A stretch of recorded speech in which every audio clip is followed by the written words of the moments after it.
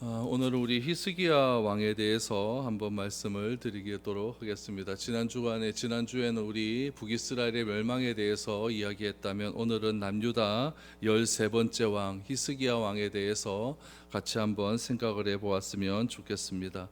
히스기야는 이스라엘의 13번째 왕으로서 요시아와 같이 종교개혁을 감행했던 그런 왕으로 알려져 있습니다.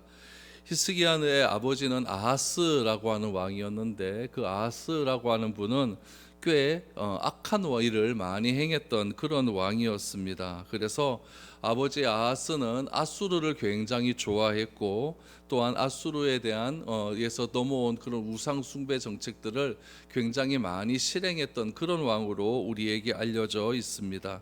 그러나 히스기야 왕은 아버지 아하스가 행했던 친아수르 정책을 받아들이지 않았고, 또 우상 숭배도 행하지 않았고, 다윗처럼 여호와 보시기에 정직하게 행했으며, 아버지가 저질렀던 모든 잘못된 행위들을 다 깨끗하게 정리한 종교 개혁을 감행했던 그런 왕으로 우리에게 알려져 있습니다. 그렇게 하나님을 향한 열심과 또 하나님을 향한 성실함을 잘 가졌던 그런 히스기야 왕을 하나님은 기뻐하셨고, 하나님께서는 히스기야와 함께 하셨고 형통함의 은혜를 더해 주셨습니다. 히스기야는 다윗과 같이 정직한 왕이었으며, 모세에게 명하신 계명을 늘 언제나 순종하며 지키려고 애를 썼던 그런 왕이었습니다. 히스기야 왕에 대한 이야기가 열왕기하 18장부터 계속 이어집니다. 어디까지 이어지냐면 20장까지 이어져요. 그럼 18, 19, 23장에 걸쳐서 히스기야 왕에 대해서 이야기하고 있다라는 것은 그만큼 히스기야가 남유다에 미친 영향력이 참으로 컸다는 것을 알게 됩니다. 특별히 히스기야에 있어서 가장 중요한 사건을 이 열왕기 저자는 어떻게 설명하고 있냐면, 아수르의 침략에 있었을 때, 아수르가 침략했었을 때 어떻게 히스기야가 그 아수르 침략을 대항했는가를 굉장히 중요하게 관찰하고 있습니다. 히스기야가 왕이 되던 해 4년째 되던 해에 아수르의 사르곤 2세가 북이스라엘을 완전히 멸망을 시켰습니다. 그리고 히스기야 왕이 된 지 14년이 되던 해에 아수르의 사네립이 남유다를 침략하게 됩니다. 이때 어떤 일이 있었냐면은 유다의 46개 성읍이 완전히 멸망을 당하게 되었고, 남유다의 20만 명이 아수르로 잡혀가게 되는 그런 참혹한 일들이 일어나게 됩니다. 이러한 일들이 일어나게 되니까 히스기야가 아수르와 싸워서는 도저히 승산이 없겠다라고 생각을 해서 아수르에게 엄청난 조공을 바치게 되죠. 돈을 바치게 되고 전쟁 배상금을 바치게 됨을 통하여서 아수르에게 휴전을 제안하게 됩니다. 그 이야기가 어디에 나오냐면 열왕기하 18장 13절에서 14절 말씀에 나옵니다. 한번 보시기 바랍니다. 히스기야 왕 제14년에 아수르의 왕 사네립이 올라와서 유다 모든 견고한 성읍을 쳐서 점령하매, 유다 왕 히스기야가 라기스로 사람을 보내어 아수르 왕에게 이르되, 내가 범죄하였나이다. 나를 떠나 돌아가소서. 왕이 내게 지우시는 것을 내가 당하리이다 하였더니, 아수르 왕이 곧 은 300달란트와 금 30달란트를 정하여 유다 왕 히스기야에게 내게 한지라라고 말을 하죠. 그러니까 히스기야는 잘못한 것이 없는데 아수르 왕에게 가서 내가 죄인입니다라고 말하지 않습니까? 그러면서 우리를 좀 떠나 주십시오라고 했더니, 이 아수르 왕이 뭐라고 이야기하냐면은 은 300달란트와 금 30달란트를 정해서 우리에게 바치라라고 이야기를 합니다. 이 히스기야가 이 도저히 전쟁에서 승산이 없다는 것을 알기 때문에 자신의 왕실에 있는 모든 재산을 다 텁니다. 다 털어서 그렇게 아수르 왕에 바치는데, 금 30달란트라고 하는 것은 굉장히 큰 돈이거든요. 그래서 왕의 궁에 보면 벽에 금을 이렇게 발라놔요. 기둥에도 금을 이렇게 발라놓는데, 그 발라놓은 금까지 다 벗겼다고 성경에 나옵니다. 싹 다 벗겨서 그렇게 아수르 왕에게 바쳤습니다. 그러면 여러분, 아수르 왕이 이스라엘을 쳐들어오면 안 될 것 같은데, 돈은 돈대로 받고 또 쳐들어온다는 얘기죠. 또 쳐들어와서 그렇게 이스라엘을 모욕하기 시작을 합니다. 히스기야가 이런 참담한 현실 속에서 자신의 옷을 찢죠. 옷을 찢고 굵은 베옷을 입고 여호와 하나님 성전에 들어가서 하나님께 기도하기를 시작합니다.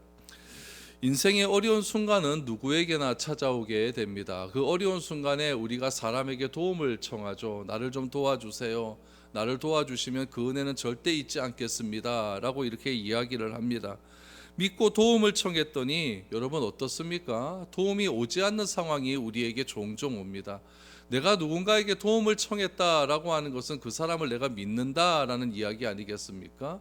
그 사람이 도와주기만 하면은 내가 이 어려운 상황을 극복할 수 있을 것이다라고 하는 그런 믿음에서 도움을 청하지만은 그 사람이 도움을 주지 않는 경우가 굉장히 많이 있습니다.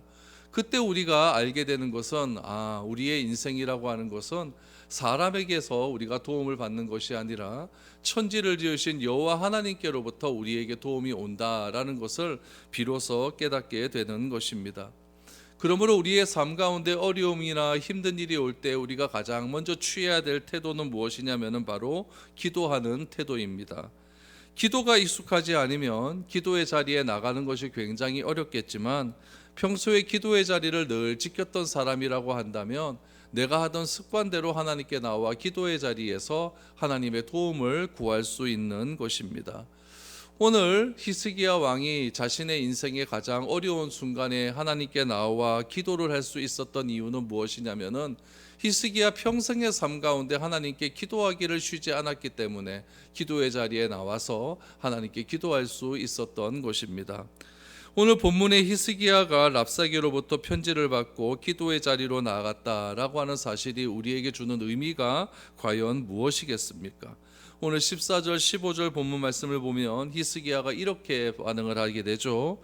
히스기야가 사자의 손에서 편지를 받아보고 여호와의 성전으로 올라가서 히스기야가 그 편지를 여호와 앞에 펴놓고 그 앞에서 히스기야가 기도하여 이르되 그룹들 위에 계신 이스라엘의 하나님 여호와여 주는 천하 만국의 홀로 하나님이시라 주께서 천지를 만드셨나이다 라고 말합니다. 히스기야가 랍사게가 보낸 편지를 놓고 편지를 어떻게 하죠? 하나님의 성전 앞에 쫙 펴놓습니다. 왜 펴놨을까요? 하나님 한번 읽어보라는 이야기겠죠. 하나님 그거 편지 안 읽어보아도 다 아시는 분이지만은 그래도 하나님께 고자질할 때는 그래도 우리가 좀 유치하게 고자질해야 될 것 아니겠습니까? 다 펴놓는 거예요. 다 펴놓고 하나님 저 랍사게라고 하는 사람이 하나님께 이러이러합니다 라고 이렇게 편지를 다 보냅니다. 근데 히스기야가 가장 화가 났고 모욕적인 순간은 무엇이었냐면은 랍사게가 보낸 편지 가운데 편지의 내용이 어떠했느냐, 하나님을 모욕하는 내용이 있었기 때문에 그렇습니다. 전쟁할 때 상대방의 왕을 모욕하고 왕에게 욕하는 것이야 흔히 있는 이야기겠지만 또 고대 근동 아시아의 전쟁은 어떤 전쟁이냐면 신들의 전쟁 아니겠습니까? 그래서 상대방이 믿는 신들을 굉장히 모욕하는 일들이 굉장히 많이 있었습니다. 그러면 그 편지의 내용이 어떤 내용이었을까요? 우리 편지의 내용 한번 보죠. 열왕기하 18장 22절에서 23절에 보니까 이렇게 나와요. 너희가 내게 이르기를 우리는 우리 하나님 여호와를 의뢰하노라 하리라마는 히스기야가 그들의 산당과 제단을 제거하고 유다와 예루살렘 사람에게 명령하기를 예루살렘 이 제단에서만 예배하라 하지 아니하였느냐 하셨나니 청하건대 이제 너는 내 주 아수르 왕과 내게 하라. 내가 만일 말을 탈 사람을 낼 수 있다면 나는 내게 말 2,000마리를 주리라 라고 말을 하죠. 여러분, 이 랍사게가 오늘 22절에서 말한 내용이 무슨 내용이냐면은 히스기야가 행했던 종교개혁을 지금 비꼬는 이야기입니다. 히스기야는 지금 어떻게 종교개혁을 했냐면 이스라엘 곳곳에 있는 산당들이 있다는 얘기죠. 그 산당에서 남유다 사람들이 자기 아버지 아하스 때부터 그렇게 예배를 드렸어요. 근데 하나님은 어디서 예배 드리는 것이 맞다고 이야기했냐면은 예배는 항상 예루살렘에 와서 드려야 된다는 거죠. 왜냐하면 하나님의 예배의 방법은 하나님께서 정하신 곳에서 정하신 시간에서 정하신 방법대로 그렇게 예배 드리는 것이 참된 예배였다는 이야기죠. 그런데 이 랍사게가 뭐라고 이야기합니까? 여기 22절 그쪽에 보면은 히스기야가 그들의 산당과 제단을 제거했다 이해죠. 그 다음에 유다와 예루살렘 사람들에게 명령하기를 예루살렘 이 제단에서만 예배하라 하지 않았느냐라고 이야기를 해요. 그러나 나는 이렇게 얘기한다는 이야기죠. 이렇게 해서 너희가 이기겠느냐 이 얘기예요. 그래서 23절 말씀해 보니까 이렇게 돼요. 내주 아수르 왕과 내기한번 하자는 이야기죠. 네가 이 내기에서 이기면 내가 너에게 뭘 준다고 합니까? 말 2,000마리 주겠다라고 이야기를 해요. 여러분, 여기서 말 2,000마리라는 것은 굉장히 큰 수입니다. 큰 수죠. 그러니까 여기서 말하는 말은 전쟁에서 사용할 수 있는 그런 말이라는 이야기겠죠. 이건 오히려 남유다를 비꼬는 이야기예요. 어떤 식으로 비꼬냐? 우리에게는 군사력이 말을 2,000마리 너에게 주고도 이길 수 있는 능력이 있겠지만 너희들은 이 말을 받고 나서 이 말을 운전할 것, 몰 수 있는 그런 군사들이 있겠느냐라고 말하면서 오히려 히스기야를 조롱하고 하나님을 조롱하는 그런 일들을 했다는 이야기죠. 그리고는 열왕기하 18장 35절 말씀해 보니까 이렇게 해요. 민족의 모든 신들 중에 누가 그때의 땅을 내 손에서 건졌기에 여호와가 예루살렘을 내 손에서 건지겠느냐 하셨느니라 라고 말을 합니다. 여호와 하나님은 예루살렘을 건져내지 못한다는 거죠. 아수르가 이 모든 땅을 다 점령했다는 이야기예요. 그런데 예루살렘이 믿는 너 여호와 하나님이 그렇게 우리를 건져낼 수 있겠느냐라고 하면서 하나님을 비꼬기 시작을 한 것이죠. 여러분, 이런 얘기 들으니까 히스기야가 어떻겠습니까? 참담할 것 아니겠습니까? 우리도 그렇잖아요. 우리도 하나님을 평생 믿고 있는데 누가 와갖고 하나님에 대한 욕을 하고 네가 뭐 이렇게 산 것이 다 하나님 때문이냐 막 이런 식으로 막 하나님을 비꼬고 하나님에 대해서 막 이렇게 창피를 주기 시작하면은 우리가 굉장히 기분이 나쁘고 막 감정이 상할 것 아니겠습니까? 골리앗이 이스라엘 백성들 앞에 나와서 너희 하나님 여호와를 막 모욕했었을 때 그때 어린 다윗이 문맷돌 들고 골리앗을 때려 죽인 그 이유가 무엇이겠습니까? 하나님을 모욕하는 것을 참을 수가 없었던 그런 다윗의 용맹함이 나온 것 아니겠습니까?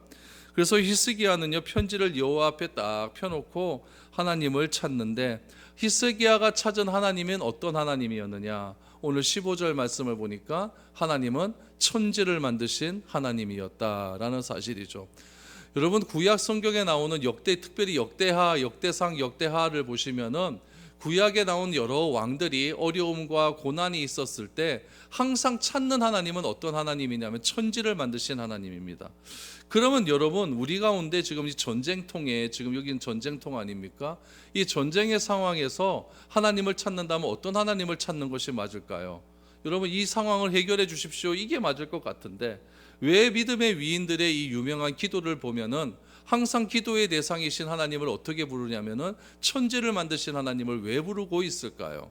그 이유는 무엇이냐면은 천지를 만드신 하나님이 내 기도의 대상이고 내 예배의 대상이라고 한다면 그 천지를 만드신 하나님이 이 세상의 주인이라는 것을 강조하기 때문에 그렇습니다.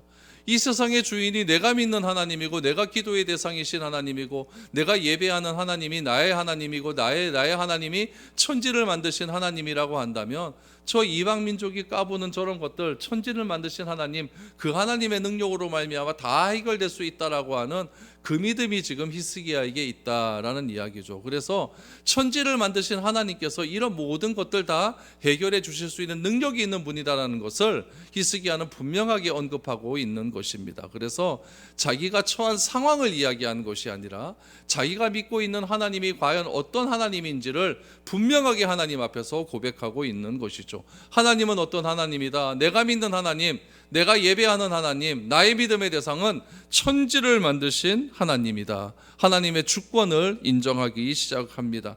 이 창조주 하나님께 기도를 하기 시작을 합니다. 어떻게 기도했을까요? 16절 말씀 보십시오.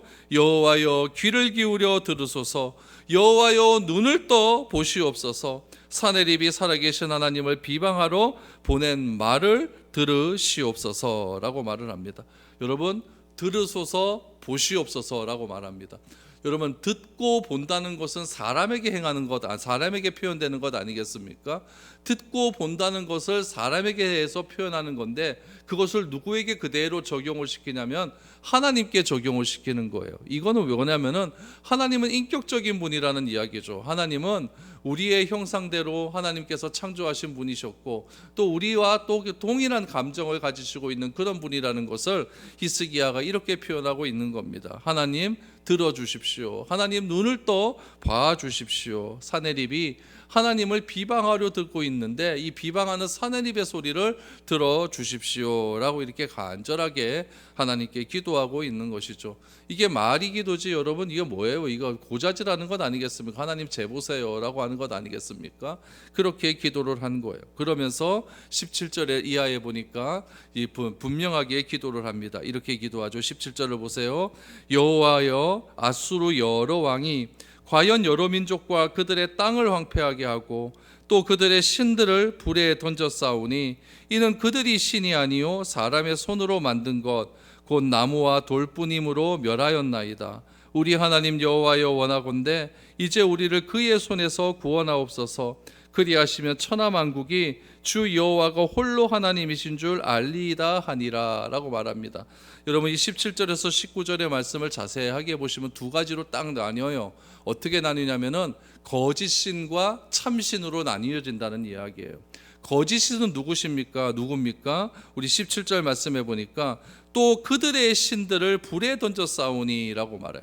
여기서 말하는 그들은 누구냐면은 아수르가 상대 전쟁통에 나갔을 때에 점령한 국가들의 믿는 신들을 다 불에 던졌다는 이야기예요. 그렇지만은 히스기야는 분명히 얘기해요. 아수르가 불에 던진 그 신들은 진짜 신이 아니라는 이야기죠. 왜 진짜 신이 아니냐? 그 신들은 사람이 만든 나무고 사람이 만든 돌로 만들었기 때문에 진짜 신이 아니다라는 것을 분명하게 이야기하죠. 그래서 17절, 18절은 무엇이냐? 다 가짜 신이라는 이야기예요. 거짓 신이라는 이야기예요. 그러나 19절을 보세요. 우리 하나님 여호와여, 원하건대 이제 우리를 그의 손에서 건져 주옵소서라고 말합니다. 우리 하나님 여호와가 진짜 하나님이기 때문에 이 거짓에 빠진 그런 아수르의 손에서 우리를 건져달라는 것이 구원하여 달라는 것 아니겠습니까? 구원하여 주신 목적이 무엇입니까? 천하 만국이 여호와 하나님이 진짜 신인 줄을 알게 하기 위하여서 우리를 건져 주옵소서라고 그렇게 기도하고 있는 것입니다. 그래서 히스기야가 고백한 참된 신앙은 무엇이냐? 오직 여호와 하나님만이 참된 신이란 얘기죠. 그 참된 신의 증거가 무엇이냐? 바로 하나님은 우리를 모든 어려움에서 건져내 주신 그런 분이다. 구원하시는 분이다. 그분임을 분명하게 믿고 있기 때문에, 그래서 온 세상 사람들이 하나님이 진짜 신인 줄을 알게 해달라고 그렇게 간절히 기도하게 됩니다. 여러분, 이런 기도를 딱 하고 나니까 히스기야 마음 가운데 뭐가 찾아왔을까요? 진짜 기쁨이 찾아왔을 것 아닙니까? 평안함이 찾아왔을 것 아닙니까? 편지를 받고는 손이 부들부들 떨리고 마음 가운데 불안함이 찾아오고 정말 자존심도 상하고 막 그랬을 건데, 하나님께 모든 것을 다 아뢰이고 나니까, 고자질 다 하고 나니까 마음 가운데 평안함이 찾아오기를 시작한 것입니다. 그래서 이 히스기야는 이사야 선지자에게 이 모든 상황을 말하기 위해서 사람을 보냈더니, 이사야 선지자가 그 히스기야에게 사람을 보내어서 하나님께서 나에게 하신 말씀이 있다라고 하는 사실을 그 사람에게 전달해 줍니다. 그러면 하나님께서 이사야 선지자에게 어떤 말씀을 해 주셨을까요? 우리 20절 말씀을 보십시오. 아모스의 아들 이사야가 히스기야에게 보내 이르되, 이스라엘 하나님 여호와의 말씀이 내가 아수르 왕 사네립 때문에 내게 기도하는 것을 내가 들었노라 하셨나이다 라고 말을 하죠. 여러분, 하나님께서 히스기야의 기도를 들었다는 이야기를 누구로부터 듣게 되냐면은 이사야 선지자로부터 듣게 됩니다. 이사야 선지자의 말을 들은 히스기야가 새로운 믿음과 확신이 생기게 될 것 아니겠습니까? 그런데 여러분, 20절 말씀이 굉장히 중요해요. 왜 중요하냐면은, 여러분, 우리는 보통 이렇게 생각해요. 내가 기도하면 그 기도의 응답은 누구에게 와야 된다고 생각하냐면은 나에게 와야 된다고 생각합니다. 그런데 여러분, 기도는 누가 했냐면 히스기야가 했거든요. 그런데 기도의 응답이 누구에게 옵니까? 이사야에게 온다는 이야기예요. 그러니까 여러분, 기도 응답이 꼭 나에게 오지는 않는다라는 사실을 인정을 하셔야 돼요.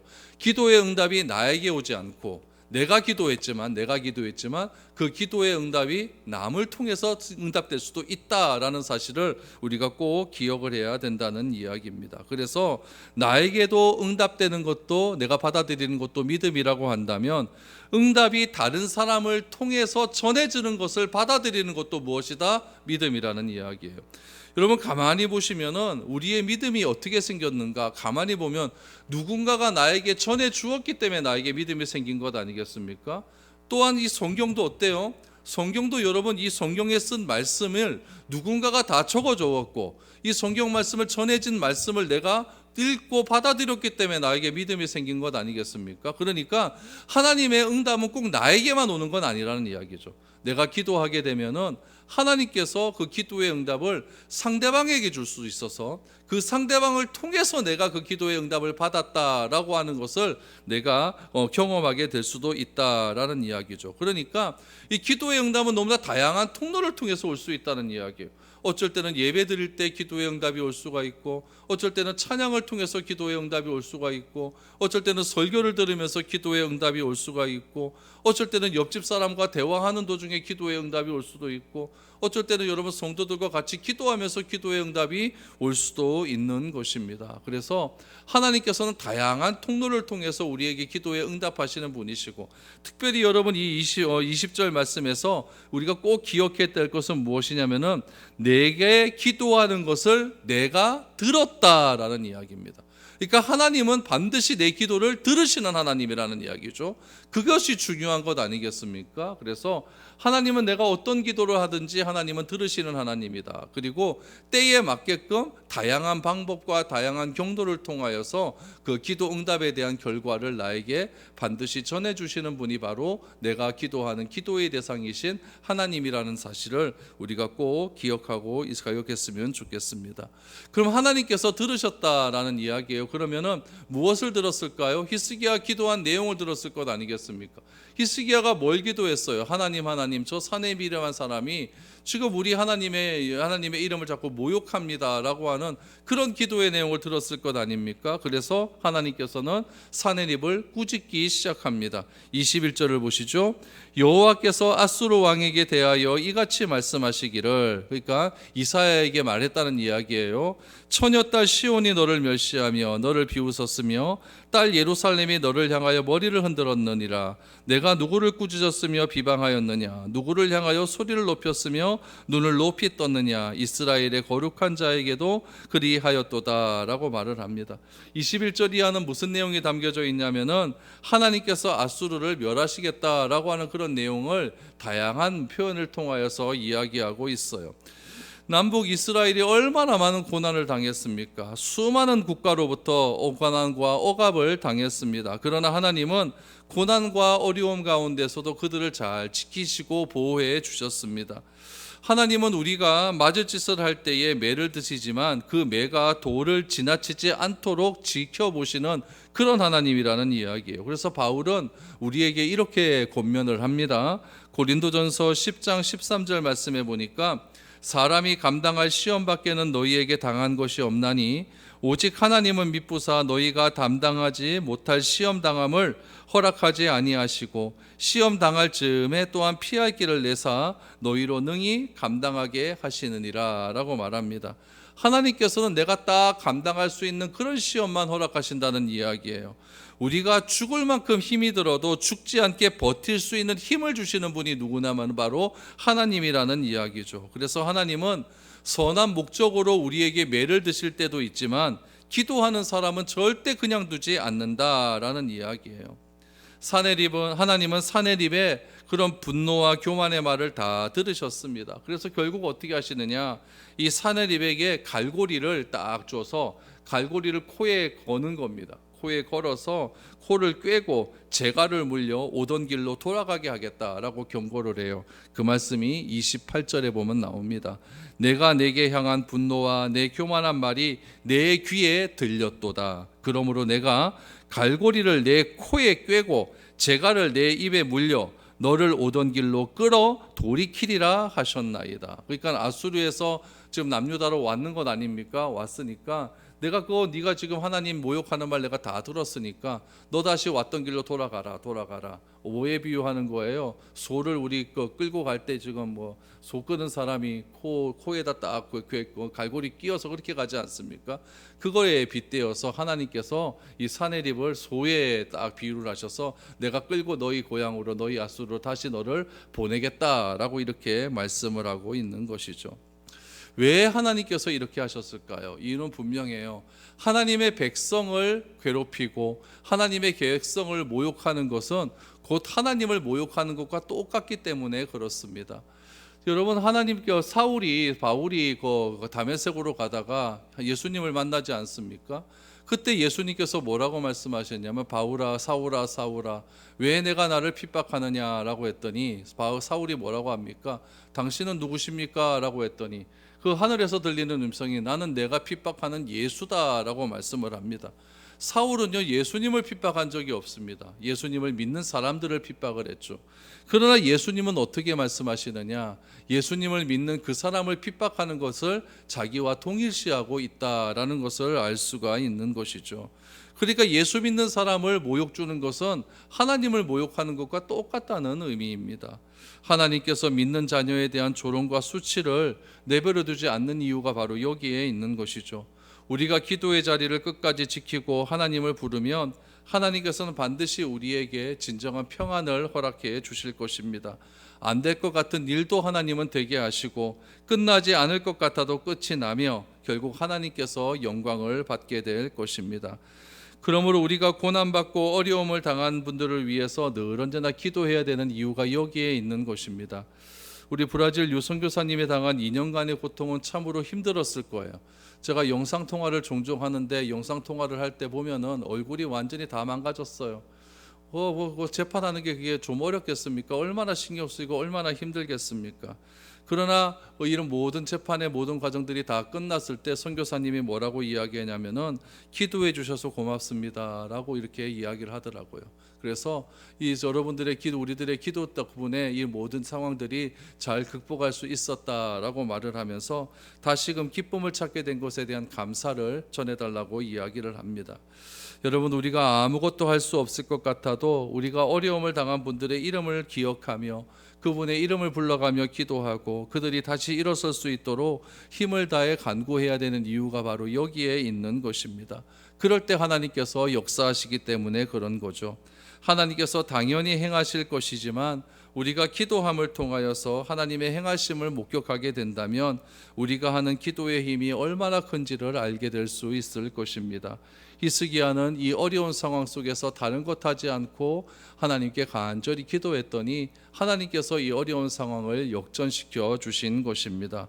우리에게도 이러한 경험들이 매일매일 일어날 수 있기를 바랍니다. 그래서 나에게 당한 어려움과 나에게 만한 실족함들, 그런 것들 때문에 좌절하거나 낭망하지 마시고 그럴 때 우리 하나님께 더 가까이 나가 기도함을 통하여서 하나님께서 허락하시는 그 크고 놀라운 은혜의 역사를 우리가 매일매일 경험할 수 있게 되기를 바랍니다. 그래서 우리 기도할 힘조차 상실해버린 사람을 향해 우리가 입술을 열고 기도할 때에 놀라운 일들이 일어나고 회복되는 일들이 일어나서 하나님의 그 놀라운 영광을 우리가 드러낼 수 있도록 우리 더 많이 하나님께 기도할 수 있는 저와 여러분들이 될 수 있기를 바랍니다. 우리 찬양하고 기도해